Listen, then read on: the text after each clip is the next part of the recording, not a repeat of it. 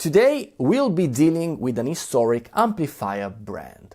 As you can see from the title, it's obviously Orange Amps, and later on I'll tell you why, in my opinion, they are a bit underrated, or at least why they are discussed less than other brands. I personally know quite well this brand since I've had an Orange Rocker 30 for many years, which was left in Puerto Rico during one of my adventures on the sea though, but this is another story. I want to congratulate you on the irony and the friendliness shown when some days ago I asked you what would you want to see in this video. You make me incredibly proud, and of course for those of you who want to add a dose of laughter or who want to make more reasonable requests about these videos' conduction, you can follow me on Instagram on this account, but most importantly, you can subscribe to this channel since the majority of you watching my videos are still not. Having a higher number of subscribers helps me a lot and it would let me raise the quality of my content. Thank you. But there's no more time to waste, let's see which are today's amplifiers that I ordered from strumentimusicali.net, whom I thank as always to make these videos possible.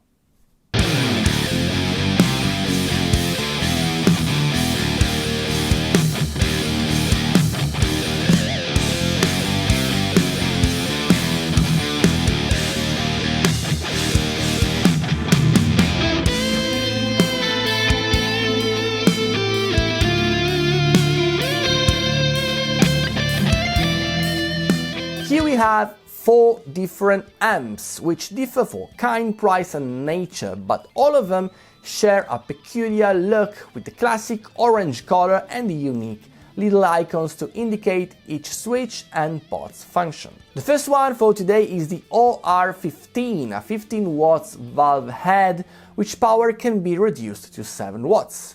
It's a single channel amp, so its sound can go from a bright, clean, all the way up to a distorted sound, just by simply turning the gain knob up and dialing the output volume with the master volume.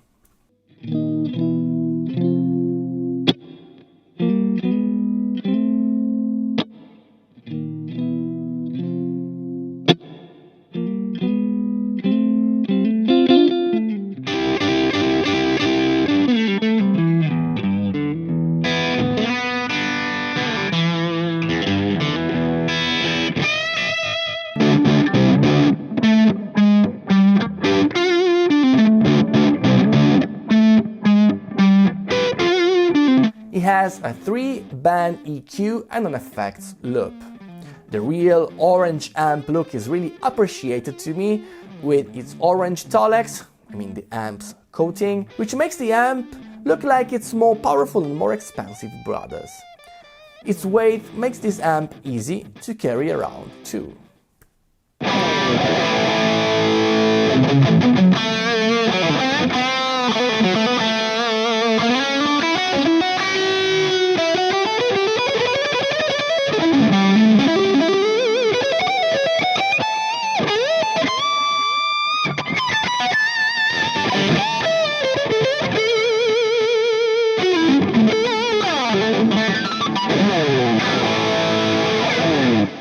The second one on the list is the TH30, also a tube amp, but it delivers 30 watts of power.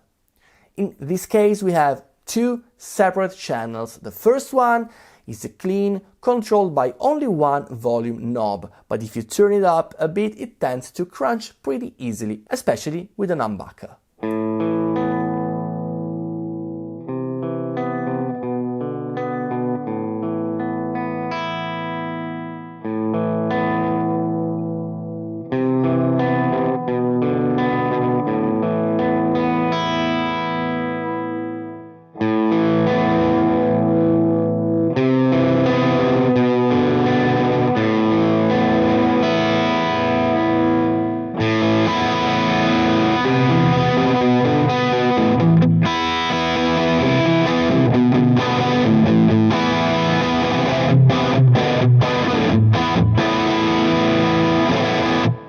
While the clean channel reminds me of the vintage character of the previous amp, the gain channel has a double nature, because with the shape feature, the only active EQ control on this channel, the amp brings out some classic tones all the way up to a higher gain mid-scooped sound as we rotate it to the right.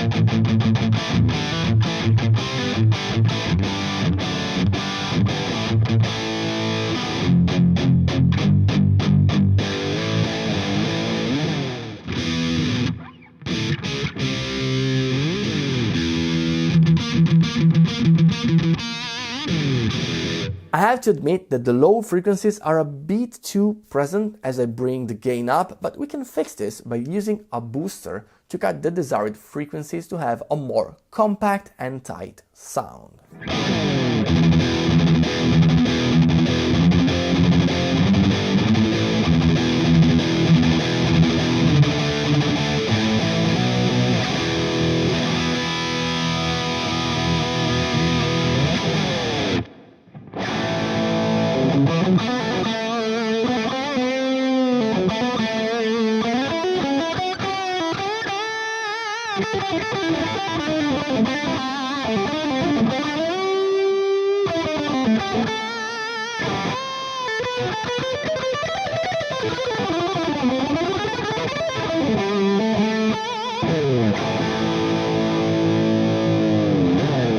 With this amp, as in the previous one, we have an effects loop and the possibility to use only 2 valves instead of 4, which allows us to cut the power in half.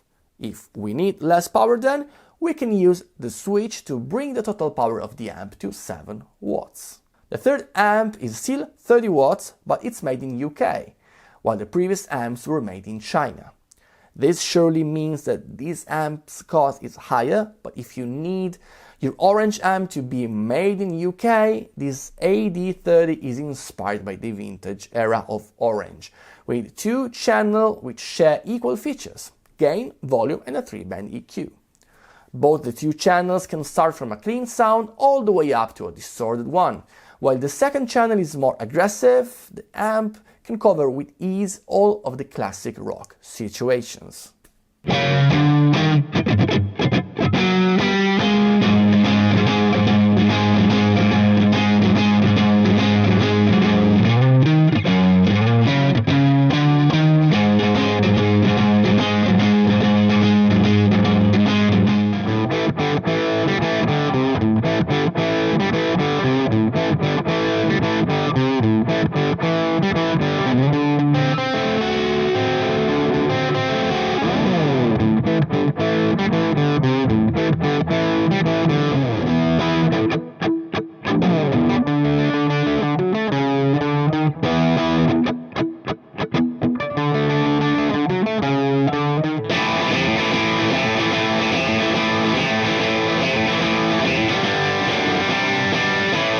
As I was saying some seconds ago, this amp is the most vintage sound-like thanks to the rectifier tube. There are 2 kinds of amp rectification methods, let's say: tubes or solid state with diodes. While the solid state one delivers an immediate sound, the valve one is mellower, as you can hear in the next example.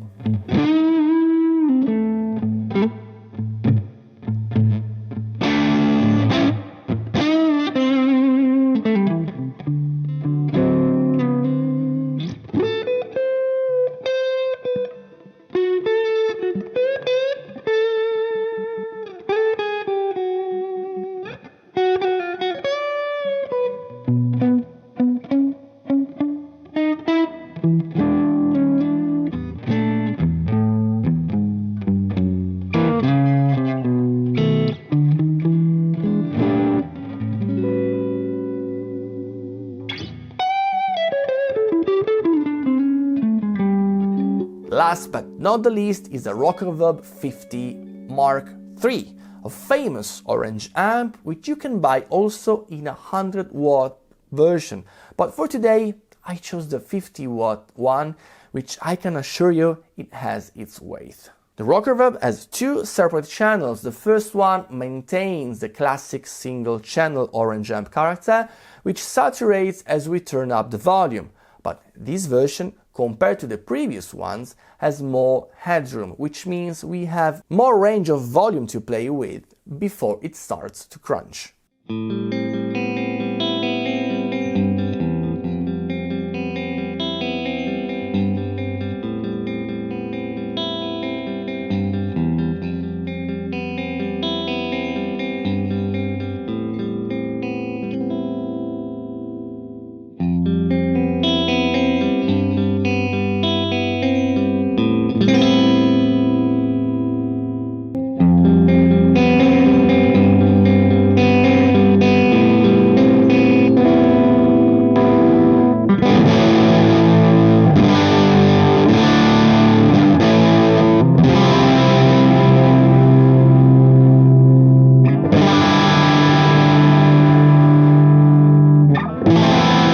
Of course, the second channel is interesting for those of you who want a higher gain distortion, this time with a 3-band EQ, while the first channel only has bass and treble, and then we have volume and gain.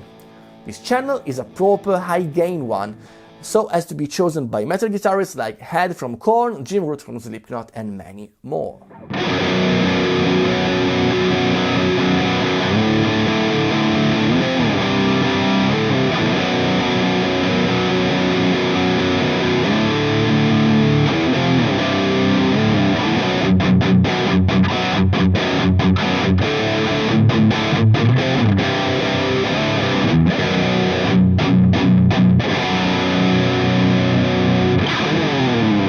This is a really versatile amp with which we can go back in years to obtain some 80s tones.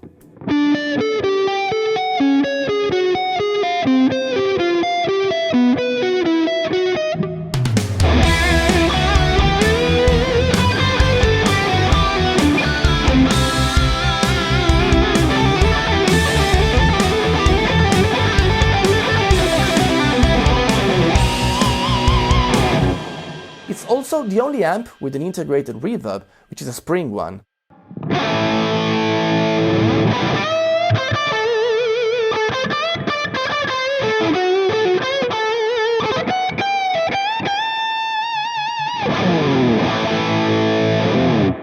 An attenuator function that can be recalled via foot switch not included. It can work as an additional master volume, so we can always have our desired volume out of the amp.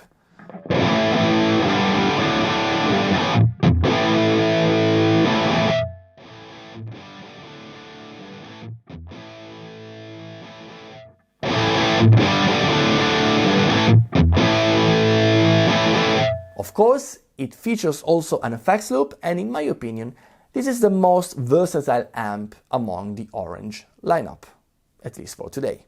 Now, I think that these are all well sounding and full of character amps, aren't they? So why are they discussed a little bit less than other brands? I'll explain myself after this little alternative track with these amps inspired me to compose, so don't skip it.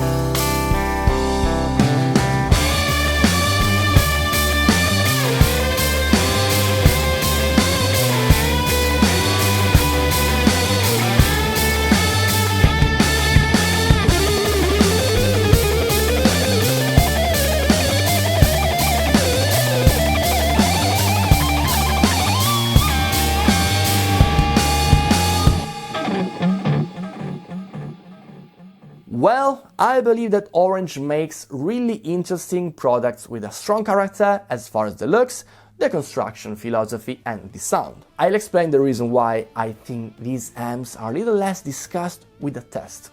If I say Fender, which guitar players come to your mind? To me, it is immediately Stevie Ray Vaughan. If I say Marshall, Hendrix, Blackmore, Malmsteen, the list is quite infinite. If I say Vox, Brian May and maybe The Edge. But if I say Orange, you might have to think a little longer.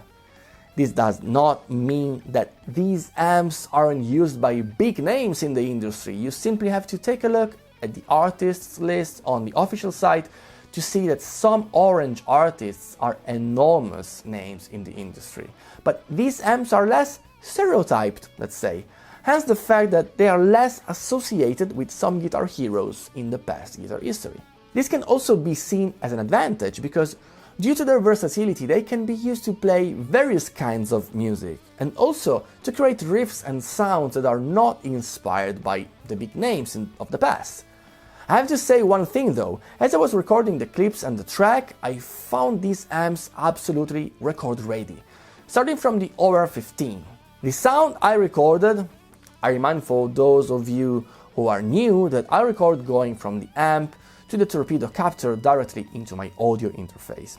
Anyway, these amps gave me the feel of an already made record. I don't know if you understand what I'm talking about, but I think this is a feature you have to consider if you produce your music by yourself. I have also to specify that according to my own perception, I found these amps useful to obtain kind of an alternative sound. The distortion tends to be a little bit flubby in the bass and fizzy in the highs, but in a pleasant way. It's not an amp that inspires me to shred all the time, even though the background track you're listening to right now, which is Lynx Eye, it's an original song of mine that I recorded in 2010 with the Orange Rocker 30 that I mentioned at the beginning of the video. I think I pretty much said it all, guys. These were my final thoughts, so feel free to let me know what you think about these amps and which are your personal experiences with this brand. And please do it in the comment section down below. If you liked today's amps, you'll find all the links in the description to find out prices and availability. And I thank again strumentimusicali.net, which made this video possible. If you also liked the video, leave a like and consider subscribe to my channel to not miss any future videos that I will upload. And that's it for today, guys. Thank you very much for watching and see you next time. Ciao!